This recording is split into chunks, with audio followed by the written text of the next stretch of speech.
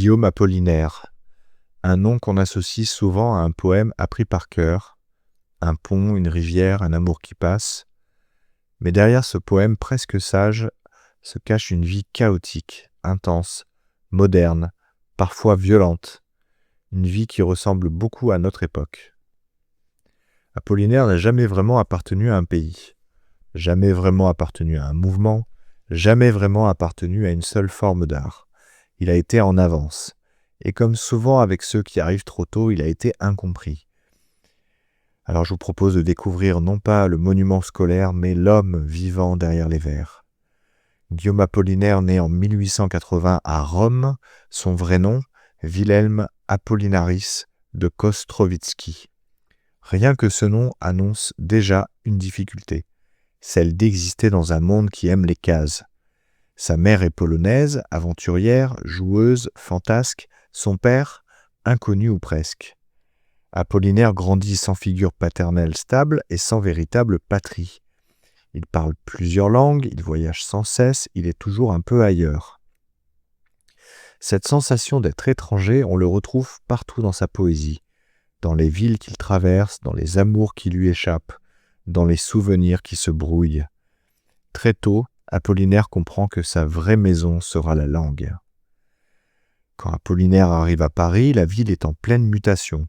Les voitures remplacent les fiacres, l'électricité éclaire les nuits, la photographie concurrence la peinture, et les artistes cherchent désespérément de nouvelles formes. Apollinaire s'installe à Montmartre, puis à Montparnasse, et il vit pauvrement, mais intensément. Il fréquente Picasso, Braque, Max Jacob, André Salmon. Il tombe amoureux de Marie Laurencin, peintre, muse, partenaire d'errance. Contrairement à beaucoup d'écrivains, Apollinaire ne méprise pas les autres arts. Il les observe, il les écoute. Il écrit des critiques d'art, défend le cubisme, choque les conservateurs. Il ose dire que l'art ne doit pas imiter le réel, mais le réinventer. Cette idée, il va l'appliquer à la poésie. En 1913, Apollinaire publie Alcool. Ce recueil est une bombe douce. On y trouve des poèmes écrits sur plus de 15 ans, sans ordre chronologique, sans ponctuation, sans excuse. Apollinaire supprime les repères habituels, il fait confiance au lecteur. Dans Alcool, le temps se mélange, le passé surgit dans le présent, les mythes antiques côtoient les cafés parisiens, les chants médiévaux croisent les chansons populaires. Et surtout, l'amour est partout, mais un amour blessé, instable, obsessionnel. Et je chantais cette romance en 1903 sans savoir que mon amour a la semblance du beau phénix, s'il meurt un soir, le matin voit sa renaissance. Apollinaire invente une poésie du flux, comme une pensée qui ne s'arrête jamais. Quand la guerre éclate en 1914, Apollinaire ne reste pas à l'écart. Il s'engage volontairement, peut-être pour prouver quelque chose, peut-être pour appartenir enfin à une nation. La guerre est sale, longue, absurde, mais Apollinaire continue d'écrire. Il écrit à Lou, à Madeleine, à ses amis. Il écrit sur les obus, les nuits glacées, l'attente interminable. Il ne romantise pas la guerre, mais il ne la fuit pas non plus. En 1916, un éclat d'obus lui transperce le crâne. Il est trépané, il survit.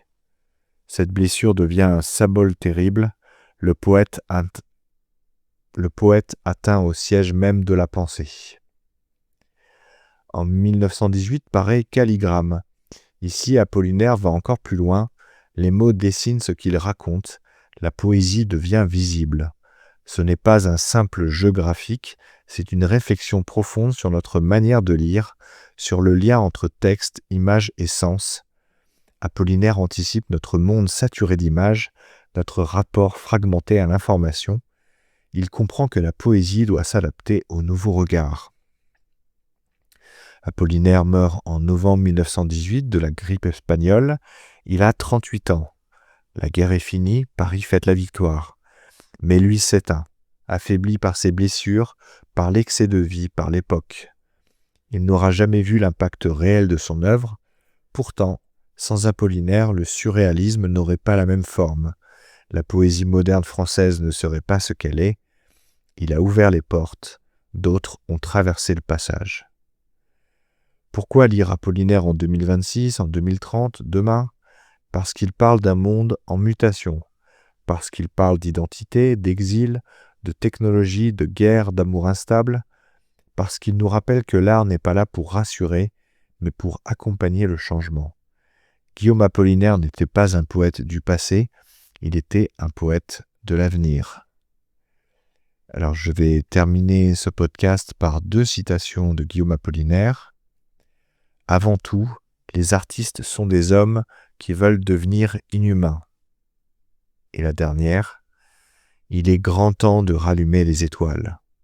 J'espère que cette capsule vous aura plu. N'hésitez pas à vous abonner et à partager l'épisode. À bientôt pour un nouveau voyage à travers les grandes figures de l'histoire.